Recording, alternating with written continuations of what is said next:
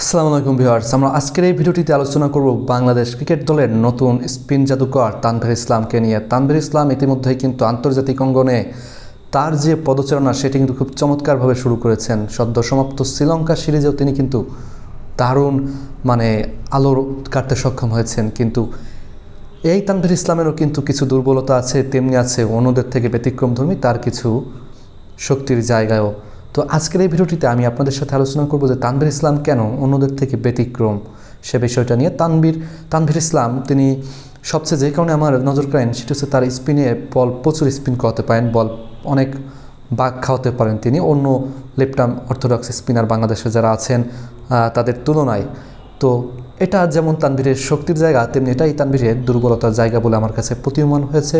এবং এটা আমি খেয়াল করেছি সদ্য সমাপ্ত আপনার প্রথম যে ওডিআইটা হলো ওয়েস্ট ইন্ডিজের সাথে, আমি যখন এই ভিডিওটা করছি তখন বাংলাদেশ বনাম ওয়েস্ট ইন্ডিজের ওডিআই সিরিজ চলছে।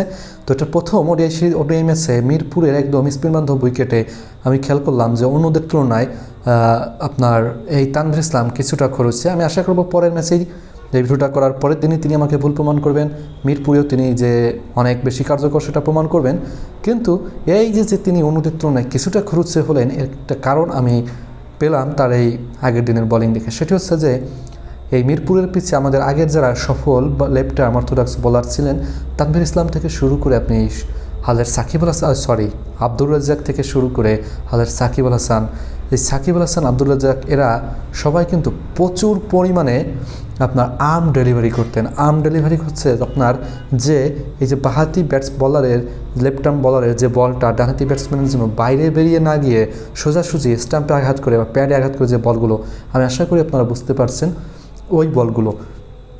তো এইটা হচ্ছে ব্যাটসম্যানকে প্রচুর ডিসিভ করে, ব্যাটসম্যান বুঝতে পারে না যে বলটা কোন দিকে চলে যাবে, তো ব্যাটসম্যান একটু দ্বিধায় থাকে। তো এই কারণে এই লেফট আর্ম অর্থোডক্স বোলাররা যত বেশি আর্ম ডেলিভারি করতে পারেন তত বেশি ব্যাটসম্যানের জন্য কঠিন হয়ে যায়।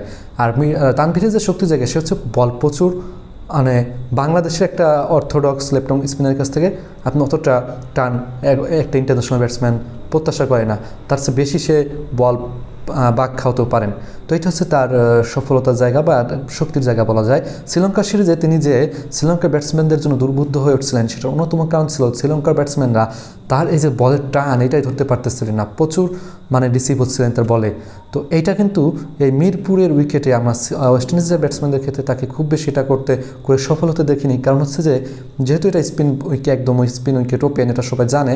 তো ব্যাটসম্যান আগে থেকে ওইটা আপনার বল যে বাগ খাবে এটা আগে থেকে তারা প্রস্তুতি নিয়ে রাখে একটা মেন্টালি। তো এই ক্ষেত্রে তাদেরকে আপনার রিসিভ করতে হলে অবশ্যই প্রচুর পরিমাণে আর্ম ডেলিভারি করতে হবে, যেটা তানভীরের প্রথম ম্যাচটিতে আমি খেয়াল করিনি বা দেখিনি। আমি আশা করব যে পরের ম্যাচটিতে তিনি প্রচুর ফিরে আসবেন আর্ম ডেলিভারি নিয়ে, কারণ এটা তাদের জন্য খুব বেশি কঠিন আয়ত্ত করা।